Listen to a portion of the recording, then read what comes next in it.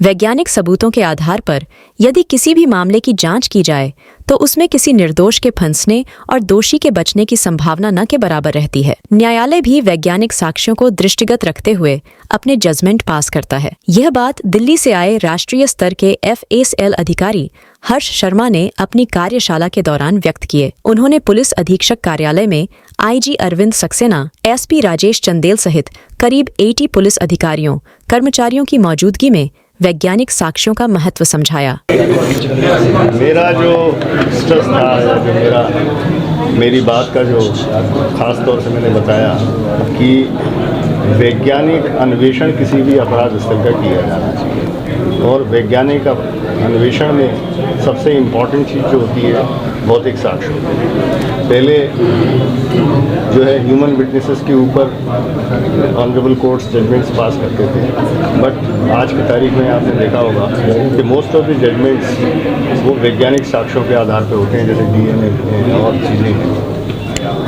तो आज मैंने जो बात करने का विशेष बात ये थी कि केवल साक्ष्यों को पहचानना, तो फिर अब समय ऐसा है कि लोग समझ ही गए हैं कि साक्ष्य भौतिक साक्ष्य घटना स्थल पर मिलते हैं। तो सबसे इम्पॉर्टेंट ये होता है कि रिकंस्ट्रक्शन यानी घटना का पुनर्निर्माण भौतिक साक्ष्यों के आधार पर, जिससे ये बात सुनिश्चित हो कि घटना एक्चुअली हुई क्या। और उपयोगी भौतिक साक्ष्यों को अगर प्रॉपरली उठाया जाता है, पैक किया जाता है, लेबोरेटरी को भेजा जाता है, तो उससे जिसने ये कृत्य किया है उसको सज़ा मिलती है और जो आदमी उस केस में इन्वॉल्व नहीं है वो छूट सकता है। और एक जो इनिशियल से प्रोफेसर हीरेश चंद का हुआ करता था कि मुर्दा सच बोलता है, जिंदा आदमी झूठ बोलता है। और इतना समय काम करने के बाद मेरा अपना ये भी मानना है कि खून भी बोलता है, बशर्ते खून की भाषा आपको पढ़नी आती है।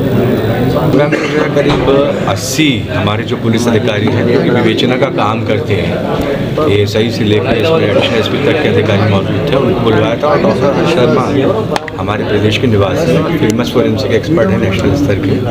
तो उनके द्वारा जो है विभिन्न जो केसेस जो हैं जो कठिन प्रकृति के थे और उनको कैसे सबूतों के एनालिसिस के आधार पर क्रैक किया गया, इसके विषय में आज विस्तृत जानकारी दी गई। और इसमें बहुत से जो एस्पेक्ट्स उनके द्वारा बताया गया कि किस प्रकार से हैंगिंग जो है उसको कैसे ट्रेस करना चाहिए, एंटीमॉर्टम हैंगिंग है, पोस्टमार्टम हैंगिंग है, बर्निंग के केसेस लिए गए कि एंटीमॉर्टम बर्निंग है, पोस्टमार्टम बर्निंग है।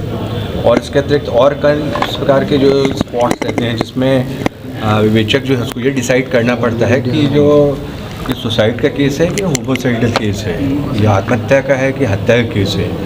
इनको किस प्रकार से डिफ़ाइन किया जाए, कैसे इसको मतलब आइडेंटिफाई किया जाए, ये भी उनके द्वारा बताया गया।